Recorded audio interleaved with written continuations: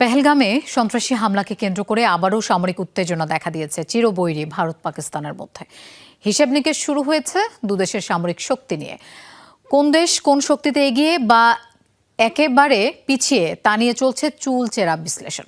পরিসংখ্যান বলছে সেনা, বিমান ও নৌশক্তিতে ভারত ঢের এগিয়ে, তবে দুই দেশেরই সমান সক্ষমতা পরমাণু শক্তিতে।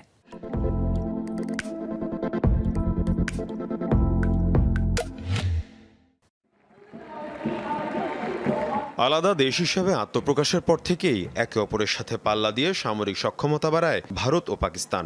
দুর্বল অর্থনীতি আর অভ্যন্তরীণ অস্থিরতায় কয়েক দশকে প্রতিবেশীর তুলনায় অনেকটাই পিছিয়ে পড়ে পাকিস্তান।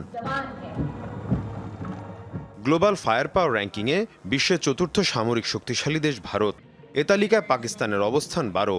ভারতের যেখানে সামরিক সদস্য 14.5 লাখের বেশি, অন্যদিকে পাকিস্তানের সংখ্যা 6.5 লাখ।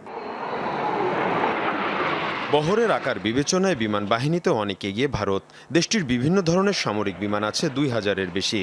রাফাল, মিগ, মিরেজ এবং সুখোয়ের মতো অত্যাধুনিক সব ফাইটার জেট করেছে দেশটির আকাশ প্রতিরক্ষাকে শক্তিশালী।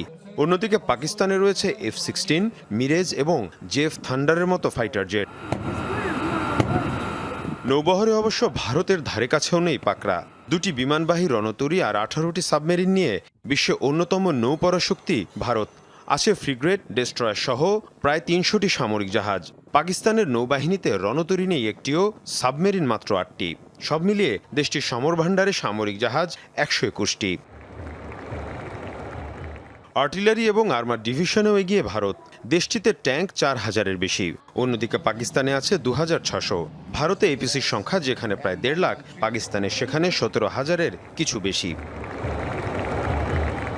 তবে পরমাণু অস্ত্রের সক্ষমতায় ভারতের সমান শক্তি পাকিস্তানেরও।